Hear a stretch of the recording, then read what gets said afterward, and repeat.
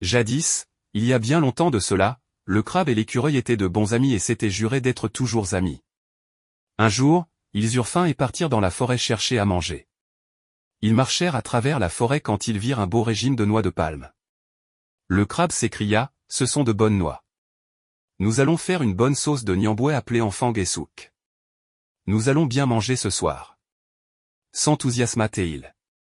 L'écureuil lui répondit, « Oui en effet. » Alors le crabe dit à l'écureuil, « Monte-toi, coupez le régime. Comme tu es le plus agile et avec tes dents pointues, tu le couperas facilement et moi, je vais le réceptionner. » Puis il dit de nouveau à l'écureuil, « Attends un peu avant de couper le régime.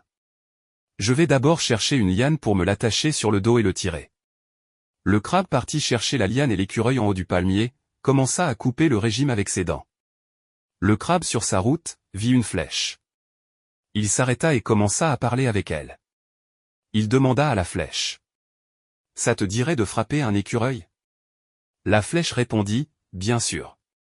J'ai toujours soif du sang. » Le crabe dit alors à la flèche, « Tu vois ce palmier au loin, va m'attendre au pied de ce dernier. » Et la flèche s'en alla vers le palmier.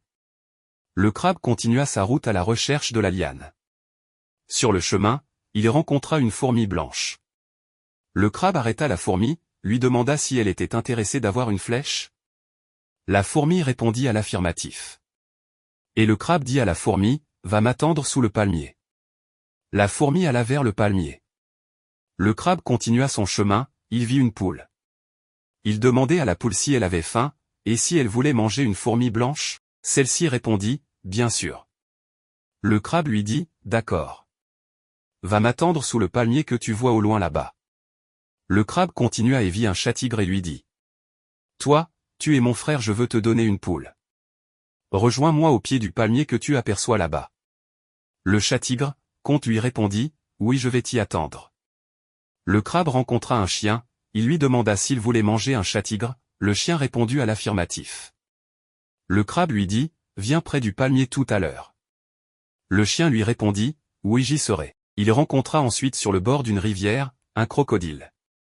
Le crabe lui proposa un chien, et il accepta, et dit qu'il aime bien les chiens. Le crabe lui dit, « Tu en trouveras sous le palmier. » Le crocodile partit à toute allure. Puis le crabe croisa un chasseur et l'interpella. « Veux-tu un crocodile ?» Le chasseur tout excité, demanda au crabe.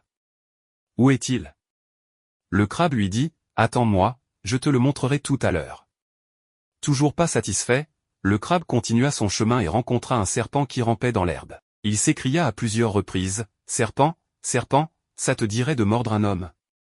Le serpent répondit, « Oui, je crois bien. » Alors il dit serpent aussi, « Va vers le grand palmier, tu le trouveras là-bas. » Le serpent lui dit, « J'y vais de ce pas en courant. » Enfin, près du village, le crabe croisa la femme du chasseur. Il l'appela.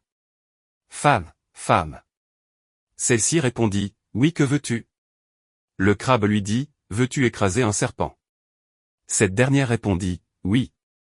Il a mordu mon enfant et il en est mort. » Le crabe dit à la femme, « Tiens, tiens, ça bien. Regarde là-bas, il est en train de partir vers le palmier. » La femme courut vite, rattrapa le serpent près du palmier. Avec sa machette, elle frappa le serpent et le coupa en deux.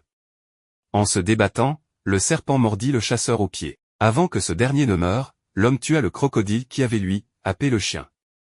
Le chien à moitié mort, sauta au cou du chat-tigre et l'étrangla. Malheureusement, le chat-tigre avait déjà saigné la poule qui elle avait mangé la fourmi blanche. La fourmi blanche, elle avait voulu entraîner la flèche dans son terrier, celle-ci se débattant avait transpercé l'écureuil. L'écureuil de ses dents avait réussi à couper le régime de palme qui tomba à moitié sur le crabe qui était revenu sur ses pas, et l'écrasa.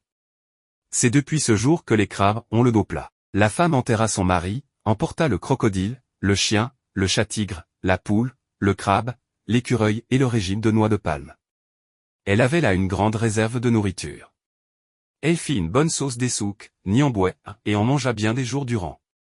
En cuisant vif le crabe dans la marmite, ce dernier dira, « C'est bien fait pour moi. »